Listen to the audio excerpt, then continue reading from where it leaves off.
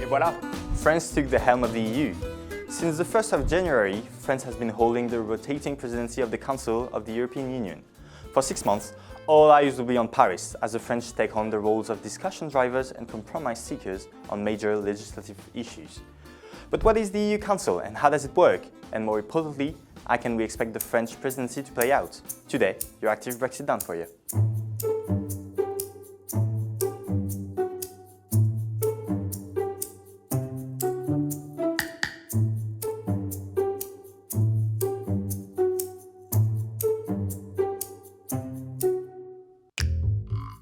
In the EU, proposing new legislation is a responsibility of the Commission, but it is up to the European Parliament and the Council of the EU, where the 27 ministers sit according to their portfolios, to negotiate and adopt these proposals. The Council of the European Union is sometimes referred to simply as the Council, but it should be distinguished from two other institutions, the European Council and the Council of Europe. I know, it can be quite confusing, even for the media or politicians themselves.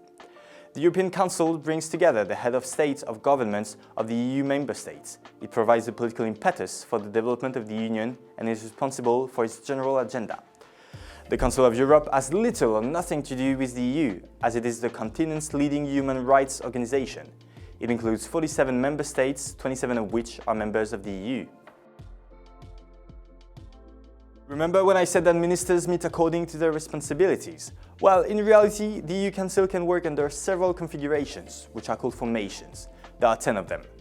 General affairs, foreign affairs, economic and financial affairs, agriculture and fisheries, justice and home affairs, employment, social policy, health and consumers affairs, competitiveness, transport, telecommunication and energy, environment, education, youth, culture and sport.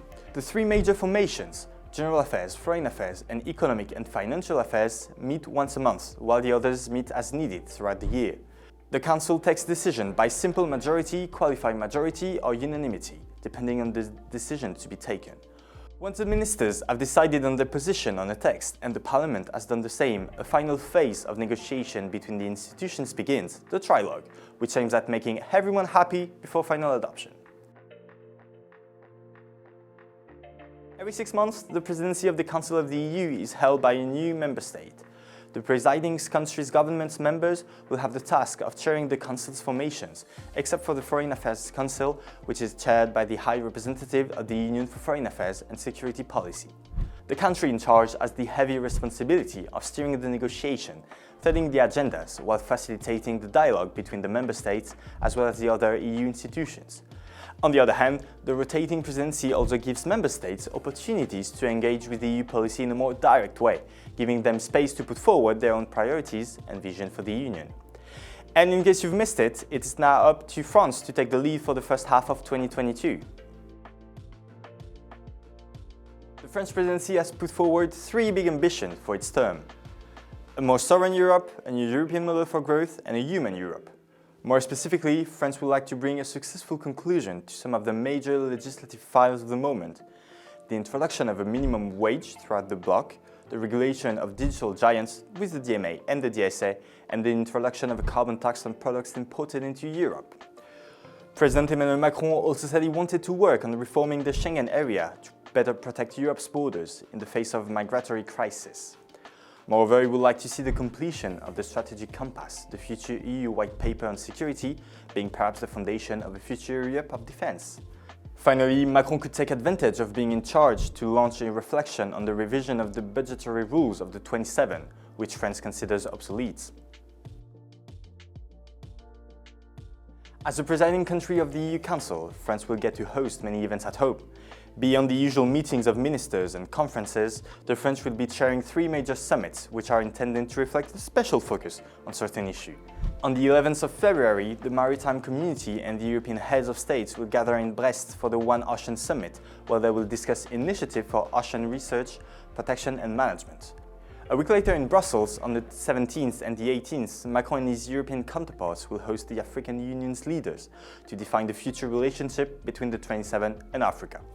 Finally, the French president has invited the EU leaders on March 10th and 11th to explore this new European model, aiming at sustainable growth, better jobs, innovation and excellence. Well, the presidency falls to France at a particular time, as next April will also see the presidential elections. Opposition parties have been very critical of this timing, saying that it is a waste of time because the mandate will be slowed down or disrupted at best, or that it will allow Macron to use European issues to campaign for his own re-election at worst. If he manages to bring France's priority projects to a successful conclusion, he will definitely highlight it in the election campaign, as well as his sense of compromise and his weight on the international scene. Vous l'avez compris, Monsieur le Président, nous avons une divergence de fond sur l'Europe que nous voulons.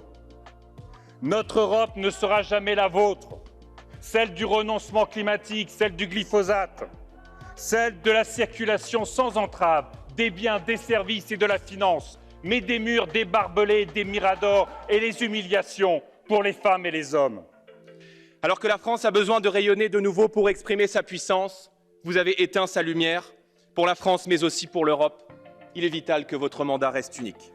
But it is a double-edged sword, just as in Strasbourg this week when Macron's political opponents were keen to show they will waste no time in using any setbacks to weaken him. The French presidency has just started. Let's see how this is going to play out in the next few months. But one thing for sure, there are high expectations for Macron from both Paris and Brussels.